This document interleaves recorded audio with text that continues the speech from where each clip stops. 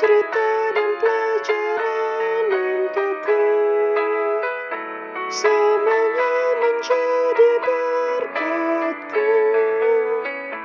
Tiap janji Alkitab untukku. Every promise in the book is mine. Every chapter, every verse, every line. All are blessings of His love divine. Every promise in the book is mine.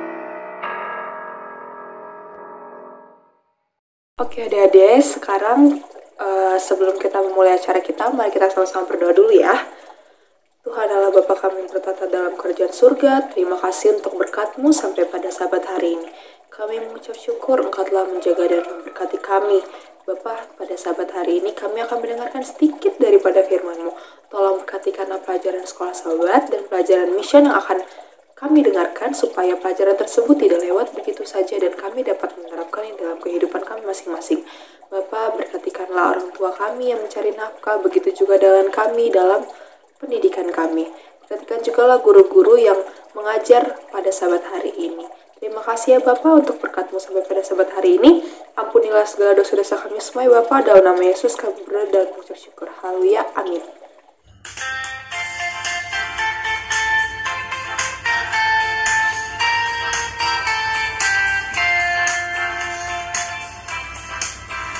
Yesus di hatinya ibu, senang-senanglah, senang-senanglah di rumah tangga. Yesus di hatinya ibu, senang-senanglah di rumah tangga. Yesus di hatinya ayah, senang-senanglah, senang-senanglah di rumah tangga. Yesus di hatinya ayah, senang-senanglah di rumah tangga.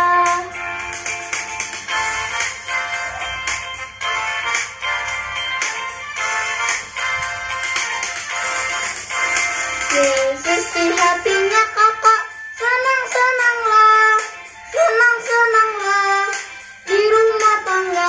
Yesus di hatinya kakak, senang-senanglah di rumah tangga. Yesus di dalam keluarga, senang-senanglah, senang-senanglah di rumah tangga. Yesus di dalam keluarga, senang-senanglah di rumah tangga.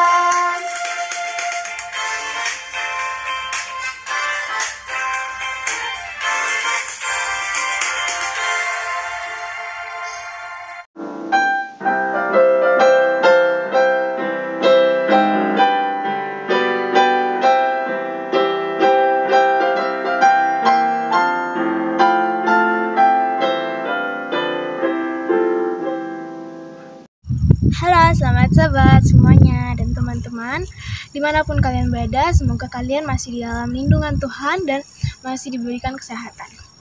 Di sini saya akan membawakan cerita mission yang berasal dari Rusia. Judulnya itu Seniman atau Dokter ya. Nah, suatu kali Yuliana sedang berkumpul dengan neneknya dan juga ibunya. Lalu ibunya ini berkata kepadanya, "Kamu suka membantu orang loh. Kamu harus menjadi dokter." Nah, neneknya Yuliana juga berpikir seperti itu. "Kamu suka membantu loh, bagaimana kalau kamu menjadi seorang perawat?" Namun, si Yuliana ini tidak suka menjadi dokter ataupun perawat. Nah, dia berkata, "Saya tidak ingin menjadi dokter atau perawat. Saya suka menggambar dan saya pikir saya akan menjadi seorang seniman." Nah, lalu dia meninggalkan mereka. Suatu sore, di musim panas, Yuliana sedang berjalan, pulang ingin ke rumahnya. Nah, dia melihat ada 3 orang laki-laki yang sedang berenang di kolam di kampus Universitas Advent Zaoksky di Rusia.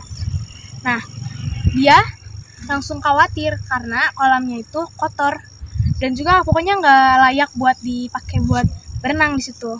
Lalu dia bilang kayak gini, "Hai anak laki-laki, air itu sangat kotor, bukan ide bagus untuk berenang di situ. Lalu kata salah satu anak dari 3 anak laki-laki itu yang bernama Daniel, dia bilang, "Aku tahu," bilang gitu. "Ibuku memberitahu bahwa aku tidak seharusnya berenang di sini." Berarti dia nakal kan, nggak menurut sama orang tuanya. Lalu dia tuh melompat dari atas ke bawah kolam itu kan. Tiba-tiba dia menjerit, anak ini menjerit kesakitan. Nah, si Yuliana ini bingung dong, apa yang terjadi? Dia sambil menangis dan dia minta tolong kepada si Yuliana ini. "Saya terluka." Nah, habis itu kata Yuliana, dia bilang, "Apa yang terjadi?" Si Daniel ini ngangkat kakinya untuk melihat kan luka yang besar pada kakinya. Yuliana takut kan, karena dia nggak pernah melihat luka sebesar itu. Lalu dia berdoa, katanya, "Tuhan beri aku kekuatan untuk membantunya."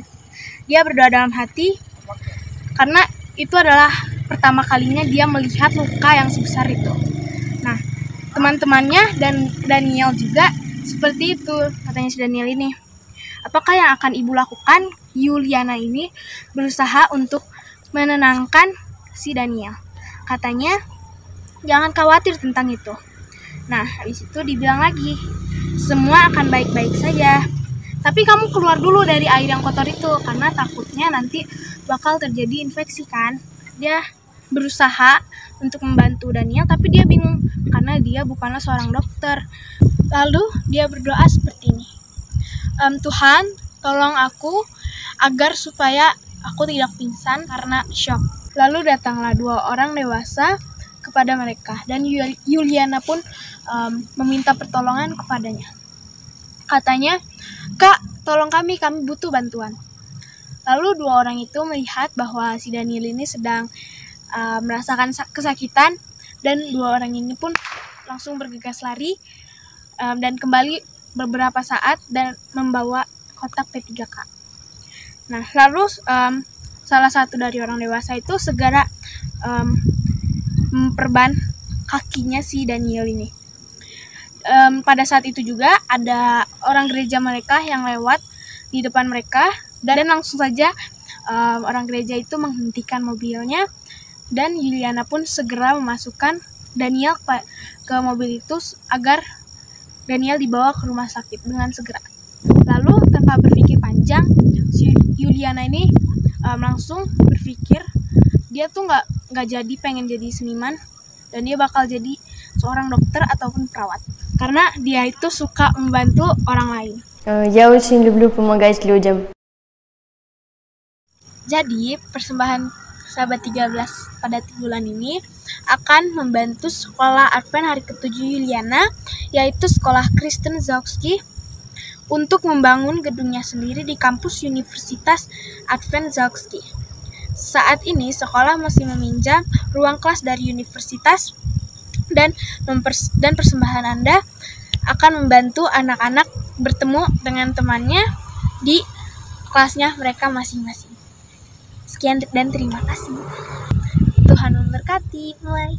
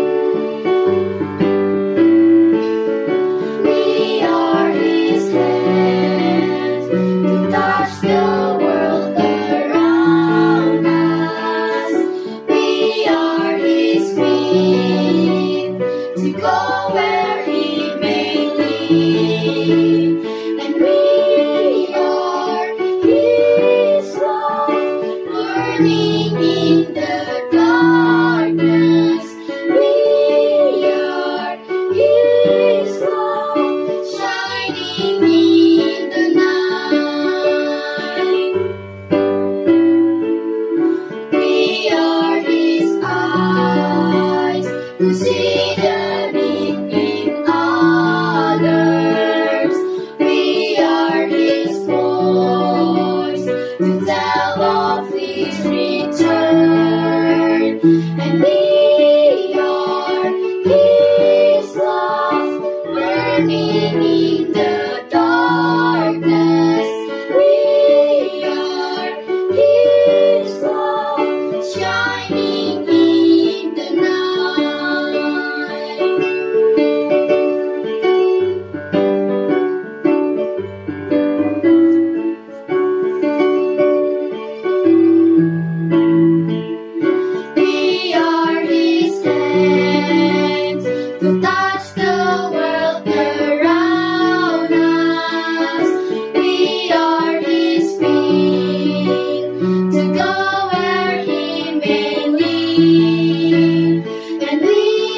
are His love, burning in the darkness. We are His love, shining in the night.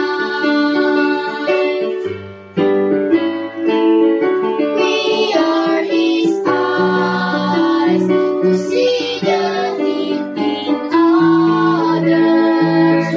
We are His voice to tell of His return.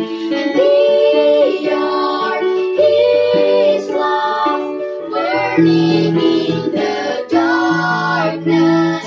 We are His love, shining in the night.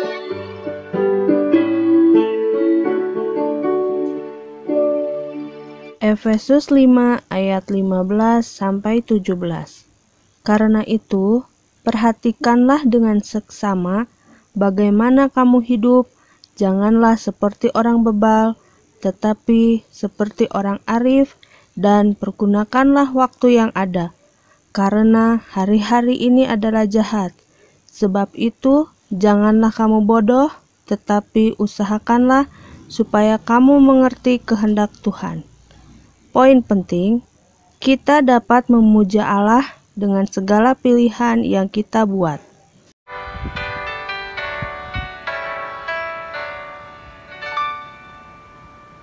Oh, what manner of love the Father has given unto us. Behold, what manner of love the Father has given unto us. Behold, what manner of love the Father has given unto us. Behold, what manner of love the Father has given unto us. Behold, what manner of love the Father has given unto us. Behold, what manner of love the Father has given unto us. That we should be called the sons of God. That we should be called the sons of God. Selamat sahabat adik-adik, selamat jumpa lagi dalam acara Sekolah Sahabat kita hari ini. Sebelum kita mulai membaca firman Tuhan yang suci, biarlah kita berdoa terlebih dahulu. Mari kita berdoa. Bapa dalam surga, terima kasih Tuhan, karena Engkau begitu baik bagi kami. Engkau memberikan hari Sabat, kami dapat belajar firman Tuhan dan mengerti kehendak Tuhan dalam hidup kami. Biarlah Roh Suci memberikan kuasa agar kami boleh mengertinya dan boleh menjadi sama seperti Yesus. Dalam nama Yesus kami berdoa. Amin. Judul pelajaran Sekolah Sabat kita adalah tahan api. Apa artinya tahan api? Walaupun terbakar, tetapi tidak dapat menghanguskan. Nah, ceritanya begini adik-adik. Pada suatu hari, Raja Nebukadnezar membuat satu patung yang sangat besar. Bayangkan, tingginya itu 30 meter. Seperti rumah tingkat 4 dan lebarnya 30 hasta. Nah, adik-adik, memang patungnya dapat dilihat dari banyak tempat. Dengan satu maksud, bahwa semua orang pembesar di negara itu dikumpulkan. Dan semua rakyat dikumpulkan, termasuk orang-orang tawanan yang ada di Babylon. Jadi Nebukadnezar bilang, semua harus menyembah patung itu. Tidak boleh ada yang menyembah Allah yang ada di surga. Jadi pada waktu semua orang sudah berkumpul, semua alat musik dimainkan, trompet berbunyi dengan sangat keras. Semua sama-sama sujud menyembah patung itu, dan ada yang aneh terjadi. 3 orang berdiri tetap teguh menghadap patung itu. Orang bisik-bisik, "Hei, Sadrak, Mesak, dan Abednego tidak menyembah." Lalu raja memanggil mereka. Mari, mari sini. Mengapa kamu tidak menyembah patung yang aku dirikan itu? Lalu Nebukadnezar bilang, sekali lagi diberikan kesempatan supaya kamu menyembah patung itu pada waktu musik-musik itu dibunyikan. Tapi mereka bilang, Raja, Tuhan Allah yang kami sembah itu akan membebaskan kami dari api itu, dari dapur api itu. Tetapi kalaupun tidak, kami akan tetap menyembah Allah yang hidup itu. Kamu harus menyembah Dia. Lalu mereka dikasih kesempatan yang kedua. Bunyi musik yang keras menandakan semua orang harus datang menyembah patung itu. Tapi 3 orang itu tetap pada pendiriannya. Mereka tidak akan menyembah patung yang didirikan oleh Nebukadnezar. Luar biasa. Dan Nebukadnezar itu sangat marah. Nyalakan api itu 7 kali lebih panas ya, katanya. Dan betul, api itu dinyalakan dengan sangat panas. Sekarang 3 orang itu diikat. Sadrak, Mesak, dan Abednego. Dengan marah, tentara-tentara dan prajurit disuruh melemparkan mereka ke dalam dapur api. Anehnya yang pertama adalah orang-orang yang melemparkan itu justru mereka yang mati. Tetapi 3 orang itu berjalan-jalan di tengah-tengah api itu. Dan 3 orang yang dilemparkan, mereka sekarang melihat ada 4 orang yang ada di dalamnya. Nebukadnezar terbelalak heran. Siapa itu? Aku lihat mukanya seperti anak dewa. Mereka sama sekali tidak terbakar. Rambut mereka tetap seperti biasa. Malah tali-tali yang mengikat tangan mereka putus semuanya. Kemudian apa yang terjadi? Nebukadnezar mengatakan kepada mereka, Sadrak, Mesak, dan Abednego, keluarlah dari dapur api itu. Dan sekarang perintah raja berbeda. Dia memerintahkan seperti ini. Semua orang harus menyembah Allah Sadrak, Mesak, dan Abednego. Justru orang yang tidak mau menyembah, merekalah yang akan dibinasakan. Rumahnya akan diruntuhkan. Dan semuanya akan apa? Dibinasakan. Semua akhirnya mengakui, termasuk Nebukadnezar mengakui, bahwa Allah Bapa yang di surga, Allah yang adik-adik dan saya sembah, adalah Allah yang maha kuasa, yang selalu memelihara umatnya. Lihat, tahan api. Anak-anak yang menurut kepada Tuhan akan dilindungi dari segala mara bahaya. Api pun dapat dikalahkan. Mudah-mudahan kita juga tetap di dalam keputusan kita untuk menyembah Tuhan. Nah, ayat hafalan kita tertulis bahwa dalam Efesus 5, kita itu harus jangan jadi orang yang bebal. Harus menjadi orang yang arif, artinya menjadi orang yang pintar. Jangan kita menyia-nyiakan waktu, menggunakan waktu dengan tidak berguna. Gunakan waktu dengan bijaksana. Supaya kita boleh menjadi seperti Yesus. Karena apa? Waktu ini sudah sangat singkat. Gunakanlah setiap waktu itu untuk kemuliaan bagi nama Tuhan. Efesus 5 ayat 15 sampai 17. Sebab itu janganlah kamu bodoh, tetapi usahakanlah supaya kamu mengerti kehendak Tuhan. Adik-adik, Tuhan memberkati kita. Sampai jumpa lagi ya. Thank you.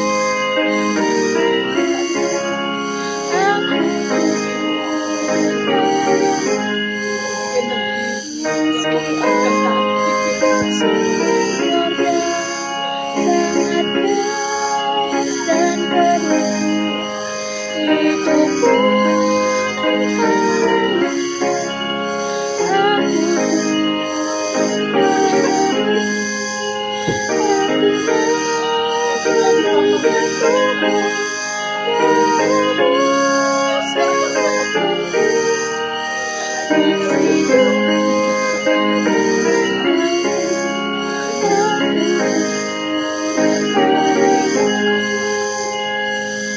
adik-adik, kita udah sampai di acara penghujung kita. Sekarang kita akan berdoa tutup.